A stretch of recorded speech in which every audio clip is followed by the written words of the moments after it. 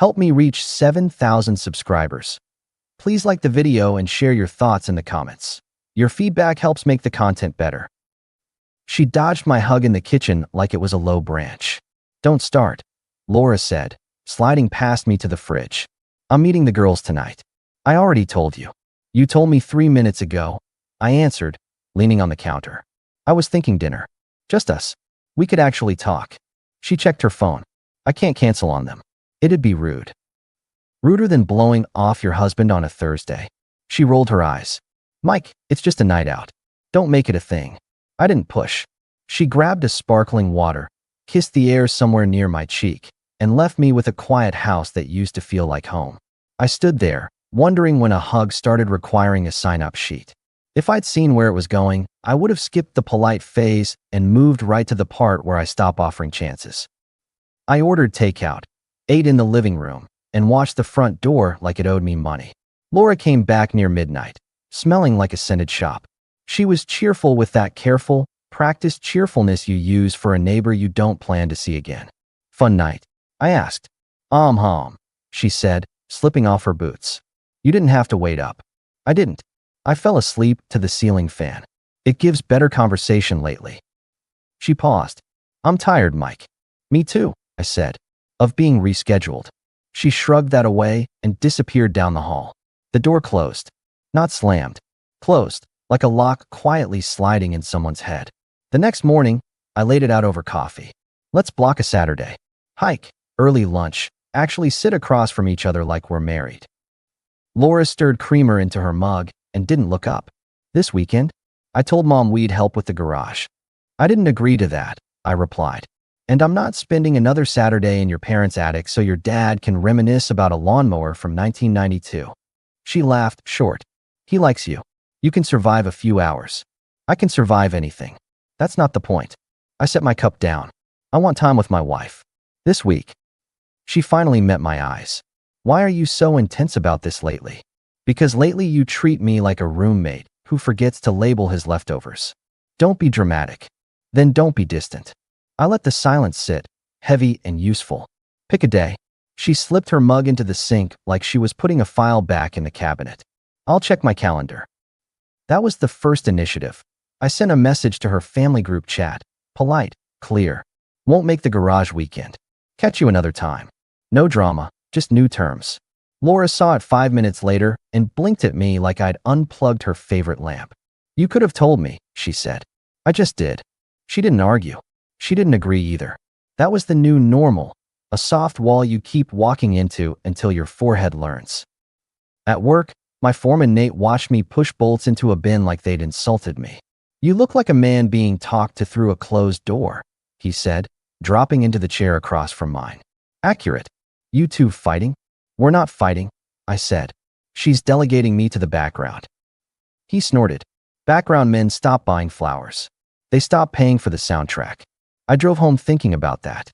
When the house was empty again, I opened my laptop and booked a weekend down by the coast in early June. 2 nights, tiny place above a diner, ocean within walking distance. I put the confirmation on the fridge with a magnet. Laura walked in at 7 and glanced at it. What's this? Us, I said. Remember us? We're trying that again. She scanned the dates. I might have Pilates. Pilates can stretch without you. Mike, you can't just set trips without talking to me. I just did. I kept my tone even. This is me changing something instead of complaining about it. She crossed her arms. You're guilt booking me. No, I'm giving us a chance. I tapped the magnet. Call it a reset. She didn't rip the paper down. That passed for a win. 2 nights later, I made a reservation at Russo's, the place with red booths and decent calamari. I told her the time, texted her the address, put on a clean shirt. At 6:30, I was in a booth, looking at the door. At 7, the host stopped asking if she was coming, with the same sweet pity you give a stray dog. At 7:10, I texted, everything okay? 3 dots. No reply. The waiter dropped a water, then another. I canceled the order and drove home on an empty stomach and a full conclusion. Laura was on the couch in sweats, watching a show on her laptop. You didn't go? She asked, glancing up. I did go. Table for 2. Should have asked for the table for 1 that doesn't mind being lied to. She frowned. I never confirmed. You said you'd try. I got busy. She yawned. Why are you making me feel bad for being tired? I'm not making you feel anything. I'm noticing that you skipped our night to curl up with a true crime story. She closed the laptop. You're overreacting again. That word had become her screwdriver. Loosen any bolt. Everything falls apart. Not her fault. I didn't answer. I went to the office, opened a shared spreadsheet labeled House Budget, and split every joint category. Rent, utilities, groceries. 2 columns now, each with a number. I added a note. We pay our halves on the first. If someone's out late, that someone covers extras. Calm, boring math. Initiative number 2. The next morning, a paper bag sat by my keys. Inside, a cinnamon roll from the bakery near her work with a note. Sorry about last night. I'll try to do better. Love you. The midturn, small, sweet, affordable. When I came out, she was at the counter in a blazer. That was thoughtful, I said. I meant it, she replied. I know I've been distant. It's just stressful lately. Then let me in, I told her. Don't shut me out, and then hand me a pastry. She nodded. Too fast. I'll be home by 6 tonight. We'll see, I said. And thanks for breakfast. She smiled like she had closed a tab. At 6:50, she texted, running late. Don't wait. I didn't. I met Nate and Alicia from work at Charlie's Bar and Grill. Alicia pointed at my phone on the table. Everything good at home? Depends on who you ask, I said. Here's something, Nate cut in. Bring her to the crew picnic Saturday. Food, music, normal people. Low pressure. She's nice around others, right? She's present around others, I said. Sometimes that helps. Do it, Alicia said. Neutral ground. Saturday afternoon, I parked by the park pavilion. Laura was dressed like she was walking through a catalog. She even hooked her arm through mine at first. For the first hour, she smiled at stories, poured iced tea, played along. Then Alicia's boyfriend cracked. Mike's the steady one. You could set a clock by him. Laura smirked. Trust me, I've tried. He likes schedules more than people. People laughed. It wasn't cruel. It landed anyway. I let it sit, then used it. Good news, I told the group, raising my cup. The schedule is changing. If my wife has plans, I make mine. If I have plans, I keep them. I'm not waiting on anyone's maybe. Light chuckles. Nate lifted a thumb my way. Laura stared at me like I'd leaked a secret. On the way to the car, she hissed. What was that? A boundary, I replied, opening her door. Public, so it's clear. That was unnecessary. So is mocking me in front of strangers. But here we are. She slid in, silent. That night, she put a hand on my shoulder in bed and didn't flinch when I turned. I didn't turn. Not as payment for a cheap apology. Not anymore. Sunday morning, I made pancakes, left the stack on a plate, and went to my shop.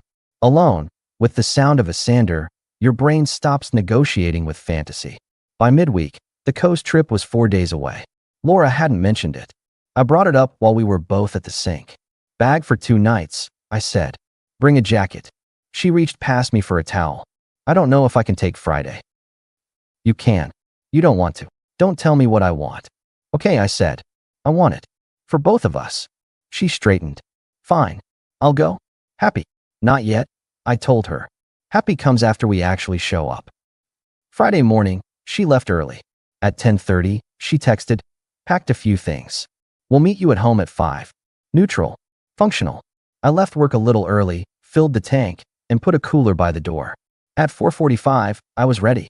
At 5:10, I was pacing. At 5:20, a text, running late. Don't wait. I stared at the words. I waited anyway. At 6:30, I messaged, are you coming or not? Not, she replied. I'm exhausted and not in the mood to sit in a car for 3 hours. Copy, I answered. Thanks for the clarity. I canceled the reservation. No yelling. No 7-paragraph essay. I opened a new tab and searched for private investigators in our county. It took me 3 calls to find a guy who sounded like a dentist. Calm, methodical, boring. Perfect. He didn't ask for a speech. He asked for dates, routines, names. I gave him a schedule with blocks for where Laura said she was, where she actually had to be, and where there was fog. He took notes like he'd done this 100 times for people who thought they were special. You'll get a packet in a few days, he said. Photos, times, a summary. You want me to stop if it's nothing? If it's nothing, you won't have anything to do, I answered. Either way, I close a loop. For the next 3 days, I didn't chase. I went to work, paid my half of the bills, and stopped offering hugs that got dodged like traffic cones. Laura noticed the quiet. She tried the second softening on Tuesday night, full court sweetness. I made your favorite pasta, she said, lighting a candle like a scene in a commercial. Let's reset, okay? I sat down. We already tried that. Twice. I know, she said, all soft vowels. I was wrong to skip the trip. Work got crazy. I went overboard with the girls. It's just a phase. A phase is spring allergies, I said. This is a pattern. She leaned forward. Then let me fix it. You don't fix a leak by complimenting the bucket, I replied. You fix the pipe. Do you want me or not? She threw back. I want a wife who shows up, I said. If that's you, show me. If it's not, stop telling me it is. She nodded like a manager ending a meeting. I'll do better. Start by being where you say you'll be, I told her, and not weaponizing tired. Her mouth tightened. Everything is a weapon to you lately. Only the things you swing, I said. She spooned pasta onto a plate for me, another for herself, and ate 3 bites in silence. Then she smiled, bright and hollow. We'll be okay. We'll be something, I said. Which thing is up to you? Thursday morning, the envelope arrived at my shop, thick and plain. The private investigator didn't add poetry. He added timestamps. Photos of Laura's car at a coffee shop on 8th when she told me she was at a salon across town. A man's arm in a jacket I recognized from Emily's barbecue pictures. A few days later, a photo of Laura and that same man stepping out of a townhouse near the river, not touching, but in step. Another day, a lunch at a place in Midtown. Name, address, time. I sat in the break room with the packet open. Nate walked in, stopped, and then sat without speaking. I asked a professional, I told him. He answered. Nate exhaled. You going nuclear? No, I said. I'm going clean. That afternoon, I left work early, stopped by a UPS store, scanned everything, and emailed the file to myself with a subject line I could look at later without shaking. Then I drove to the county office and filed the paperwork. No speeches, no announcements. Decision, signature, done. I called a moving service for the following week. A small truck for a few items that were mine before the marriage and a short-term storage unit. Another initiative. I wasn't waiting for the next skipped dinner. The next day, Laura texted at noon. All day with Emily shopping. Back late. I stared at the message for a second, then took a screenshot and sent it to Emily with a single line. Is this true? Emily and I weren't close. She's my wife's best friend, not mine. But we'd been around each other enough that I knew she was practical and had a voice like a school principal when she was angry. She wrote back fast. What? No. I'm at work. He told me he's on shift all day. What? I sent one photo. Laura and Emily's husband stepping out from the river townhouse, timestamped. Then another, at the Midtown lunch. Nothing graphic. 2 people who had learned to walk side by side like they were practicing for a future they hadn't earned yet. Emily replied with 4 words I could feel through the screen. Give me 1 day. Take it, I wrote. Then I messaged Laura. Say hi to Emily's husband. 15 minutes later, keys rattled, and she came through the door so fast she left shopping bags on the porch. Emily's car pulled in right behind her, doors slamming like punctuation. Emily walked into our living room with a face that could sand wood. Laura froze, seeing her, then looked at me. What is this? Clarity, I said, standing. You told me you'd be with Emily all day. I checked. Emily held up her phone. Where were you? Laura's jaw moved, like a lie was fighting its way out. I met a friend for lunch. I didn't want Mike to worry. That friend, Emily said, voice flat, is my husband. Laura looked at me. That is not true. I picked up the folder from the coffee table and slid 2 photos across. She stared at them like pictures can sprout legs and walk away. Then she reached for emotion, the one she used when she got pulled over 5 over the limit and wanted the warning instead of the ticket. I'm sorry, she whispered. This is getting twisted. It isn't what it looks like. I'll let Emily tell you what it looks like, I said. Emily took a step closer. He told me he was working. You told me you were with me. Both lies. You think we're stupid? It was lunch. Laura shot back, heat returning. We talked. That's all. And the townhouse? I asked. She flinched. I stopped there to talk. Alone. I texted you I had a salon appointment because I knew you'd overreact. I didn't overreact, I said. I hired a boring man with a camera. He doesn't do emotions. He does timestamps. She tried again. Mike, please. You're blowing up our life over some pictures. Our life, I said, went quiet months ago. I'm just turning the lights on. She turned to Emily. Don't do this. You know me. We have years. Emily's voice went hard. I know you well enough to say this in front of him. Everyone is going to know by tonight. I'm done covering for you without even knowing I was covering for you. Laura looked back at me. You're both being cruel. No, I answered. We're being clear. Tears came. They always arrived late, like she'd called them from a block away. I messed up, she said. I was lonely. You were distant. I was busy asking you to show up, I said. And I was done negotiating with Fogg. She reached for my arm. I stepped back. Emily saw it and shook her head the way a nurse shakes her head when a patient tries to stand too soon. Where is he? Emily asked, meaning her husband. Not here, I said. He'll be wherever men go when they run out of explanations. You'll handle that your way. I will, she said, eyes still on Laura. And I'll handle the rest with our friends. They deserve to hear it from me. Laura's voice jumped an octave. You can't tell people. You'll destroy everything. You already did, Emily replied. I pointed to the hallway. Pack a bag. You're leaving tonight. Laura stared, like that wasn't in her menu. Where am I supposed to go? Not my question, I said. Not anymore. Mike, she tried softer. Please. We can fix this. I love you. I needed your respect more than your line, I answered. You chose something else. I'm choosing distance. She looked at Emily. You're taking his side? I'm taking the side with daylight, Emily said. Pick up your things. Laura glanced between us, calculating angles that weren't there anymore. Then she turned and walked down the hall.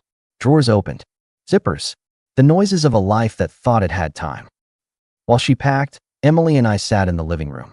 She stared at the carpet like it was a court transcript. I didn't want this, Mike, she said. Me neither. What are you going to do? It's done, I replied, nodding toward the folder. Paperwork went in this afternoon. She exhaled. Fast. Clarity makes you quick. She rubbed her thumb across her phone. I'm telling the group tonight. Not to ruin her. To set the record straight. Do what you need to do, I said. I'm out. Laura came back with a duffel. This is insane, she said, eyes wet. You're ending years over pictures. I'm ending years over disrespect, I replied. The pictures just save me time. She put her bag down, like weight would change gravity. I have nowhere to go. You have parents, I said, and a list of people who, by tomorrow, will know exactly why you need a couch. She glared. You're cold. I'm precise, I said. There's a difference. She grabbed her bag and went to the door. You'll regret this. I regret not doing it earlier, I told her. She left without slamming the door. She forgot the shopping bags on the porch. Emily stood, ran a hand through her hair, and looked older by 10 years. Thanks for showing me, she said. Thanks for walking in, I replied. She paused at the doorway. One day? That's what I asked for. I'm using it to decide if I give him one more conversation. That's your call. It is, she said. And it won't be kind. After she left, I gathered the shopping bags, set them by the trash, and texted the moving company to bump the pickup to Saturday morning. Then I slept for 8 hours like someone who didn't owe anyone an explanation in the morning. The next week was noise. Emily's husband tried campaign speeches. Emily shut the door. Friends texted me versions of, heard something, are you okay? I replied with, I'm fine, which was finally true. The crew at work noticed I was lighter. Nate clapped me on the back in the break room and said, you look like you finally took off a backpack full of wet towels. I returned it to the lost and found, I answered. Laura's messages started as paragraphs, then shrank to single lines. Can we talk? I'm sorry. It wasn't what you think. I didn't reply. The rules had changed. Access to me was now an earned privilege, and she'd spent it elsewhere. Her last text came on a Wednesday. I'm going to stay with my parents for a while. Please don't throw my things away. I sent a one-word response. Noted. Our friends, well, her friends, formed a tidy circle that didn't include her for a while. Emily didn't gloat. She just posted a photo of a latte with the caption, clean windows, clear view. People understood. That wasn't my battle. The settlement wrapped faster than anyone predicted. No courtroom scenes, no ceremonial speeches. You sign, you walk, you pay what you pay, and you get what you get. In my case, I kept what I brought in and most of what I built. She didn't have much leverage left without a story anyone believed. On move-out day, Mrs. Delgado from next door leaned on her rake and watched the truck. "You boys splitting the nest?" she called. "Streamlining," I answered. She nodded. "You'll be fine." "I know," I said, and I did. I took an apartment over a small auto shop on Maple, sunlight through big windows, quiet at night except the occasional compressor hiss below.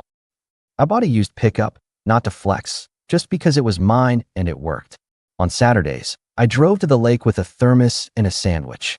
I fixed a neighbor's porch steps and refused cash. The guy brought over ribs the next day, and we sat on my stoop like kids who discovered chairs. The first month alone, I realized I was eating breakfast without checking if someone would be offended by the sound of a plate. That's when you know you were editing yourself too much. 3 months later, I was at a friend's backyard cookout when a woman named Dana asked where my wife was, because people ask basic questions when they don't know what they're stepping into. I said, "Somewhere else," and she nodded. She worked in logistics and talked about process like most people talk about TV. We started grabbing coffee after that. No fireworks. Just easy conversations and calendars that matched what came out of our mouths. When we planned a hike, we went. When she said, "Text me when you get home," it meant she'd read it and answer, not file it under things to respond to when convenient. That's underrated. I ran into Alicia from work at the hardware store. She glanced at the boxes in my cart. "You nesting or escaping?" "Both," I said. "Good for you," she replied. "By the way, Emily's doing okay. Tough month, then better. She's got a spine." "She always did," I said. "You hear about Laura?" Alicia added carefully. "I don't need to," I answered. "Fair," she said. Then, because people are people, she told me anyway. She moved back to her hometown. People there think she's taking time to figure things out. "Time does its job," I said. It did. Without effort or announcements, life nodded. Work counted on me. Friends knew I'd show up, and Dana turned into someone who didn't require detective work to understand. Months later, Laura called from a number I didn't know. I let it go to voicemail. Her message was short. "I hope you're well." That was it. No hooks left. I deleted it and went back to sanding a shelf in my shop. Nate stuck his head in. "We still on for the game?" "Yup," I said. He looked at the smooth plank. "That'll hold." "It's designed to," I replied. The last time I saw Laura, in a grocery store parking lot, she was getting into a small sedan with out-of-state plates. She spotted me and froze for a second. I nodded once. She lifted a hand. No conversation. No performance. She slid into the car and left. Back home, I flipped the porch light on and grilled chicken while Dana balanced a paper plate on her knee. She teased my playlist, called it mechanic music, and I told her she could choose the next one if she passed the background check. We laughed. Not the brittle kind. The normal kind. People love myths about big payback and grand gestures. The truth is simpler. You draw a line, you enforce it, and the world adjusts. You don't need a soundtrack. You need a decision. Laura thought comfort was a resource you could borrow forever. She miscalculated.